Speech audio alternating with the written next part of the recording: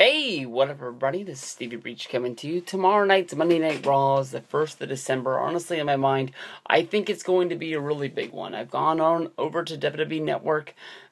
I've read their 5-point preview of what they say is supposed to be going down on Monday Night Raw. There hasn't been a lot of dirt sheet rumors going down because of the Thanksgiving holidays. On any dirt sheet, basically, has been talking about the CM Punk interview that's been going up on Wednesday, trying to stretch out any kind of a little bit of news that they can get out of that. But basically, I haven't read anything about this. This is all off the top of my head, but we already know that Stone Cold Steve Austin is going to be in, I think it's Tulsa is where Monday Night Raw is going to be taking place tomorrow. And he's going to be doing the live Stone Cold Steve Austin podcast with Vince McMahon, which is going to come on immediately after Monday Night Raw if everything goes right with the WWE Network. And I'm sure they've done all of their tests. You know, the free month of November is all over with. Today is the day when people got to pony up if they were using the free month and they're a first-time subscriber.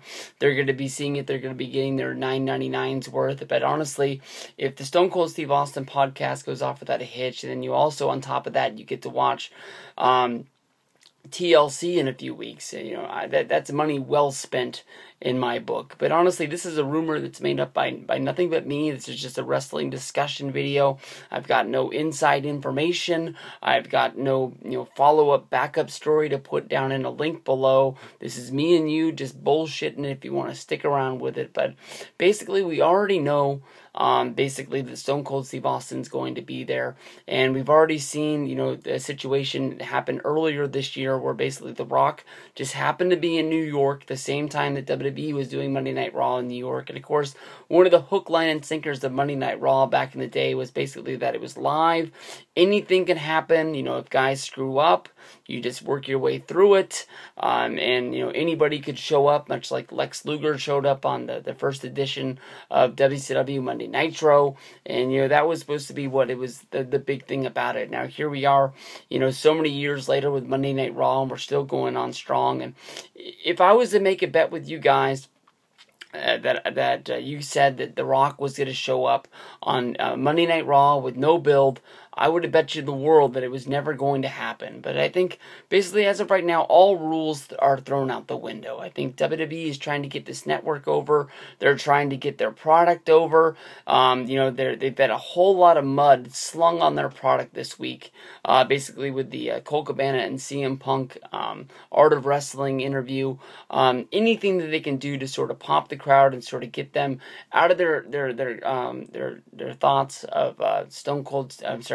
Of CM Punk's mistreating would be the glass shattering and Stone Cold Steve Austin coming down there with the the bad motherfucker walk that he does, pounding some beers in the corner and saying whatever he's got to say. Honestly, in my mind, I thought that Stone Cold Steve Austin was going to be on that Monday Night Raw in February. I thought he was going to be one of the guys they brought out to really hype up the network, was going to be there. Of course, everybody knew that they were bringing Hulk Hogan in, and that was supposed to be one of the big plugs, getting them towards WrestleMania. Stone Cold Steve Austin, he appeared at WrestleMania 30 as his first appearance in the WWE, I believe, in 3 years since WrestleMania 27, being the special guest referee between I was going to say Jack Swagger, but it was Michael Cole and Jerry the King Lawler. I can understand why he was away for a while. In 2002 when he left, basically it was because the writers didn't have any plans for him. And on the Paul Heyman Stone Cold Steve Austin, they sort of hinted at the fact that WWE does call Stone Cold Steve Austin, trying to get him to do appearances from time to time, and he doesn't really call them back. I don't know if it's because he just doesn't want to go do it, or if he doesn't think that it's worthy. But I can see Stone Cold Steve Austin as a guy who's really trying to protect the star that he built himself into in WWE. He doesn't need to be going back and judging, I don't know, pie-eating contests between the divas. That wasn't a shot at The Rock. It's just the first thing that popped in my head, and then I remembered that The Rock was there for that. But, something like that, isn't really going to help the business. You know, if Stone Cold shows up, he wants it to be a big deal, such as a beer bash between Hulk Hogan, The Rock, and Stone Cold Steve Austin at WrestleMania 30. I thought that somewhere along the way he would have showed up like he did for, like I thought he was going to, for that, you know, launch of the network that was supposed to go live right after that Monday Night Raw. I didn't know if maybe he was going to come back, do some sort of a promo, you know, pro or against CM Punk, trying to get him to come back. I thought that was one thing that Vince McMahon could sort of dangle in front of his, in front of CM Punk, was that, you know, that was a dream match, and no doubt in anybody's mind that that was a dream match for a lot of people, whether if you're a fan, whether if you're actually a wrestler, was sort of combining those two eras. Was like the PG era of the bad motherfucker Stone Cold Steve Austin, and you know, the straight edge CM Punk from today. You know, whether if they're going to sit a playoff that you know, that CM Punk idolized Stone Cold Steve Austin, I think he was one of the coolest wrestlers when he was growing up, or whether if they were going to go against, you know, Stone Cold Steve Austin drank beer all the time, and CM Punk, who's, you know, anti against drinking, is trying to say that all of these people should have a hero that shouldn't drink beer all the time. They could done a a babyface versus babyface angle, since Punk was a babyface at the time, where they could have turned heel and gone against Stone Cold Steve Austin and had this sort of a dream match that a lot of people had thought would have happened all the way back and all the way until WrestleMania 27. A lot of people want to see Stone Cold Steve Austin come back and wrestle one more match, and we don't really know who it would be against, but you know, CM Punk is a guy that would be able to guide him through a good match that would make sense in the long run. The only thing that we've ever really heard thrown it on the table that as a rumor was Stone Cold Steve Austin coming back and wrestling against Triple H, and I remember even I was sort of against that match coming out, because it was supposed to be that like Triple H was wrestling for the authority to take over the WWE, while Vince McMahon was going to, you know, nominate Stone Cold Steve Austin to fight for him to keep the WWE, and you know, Stone Cold Steve Austin would be fighting for him, since Vince is decrepit and old and wouldn't be able to get the job done in the ring. But I don't know.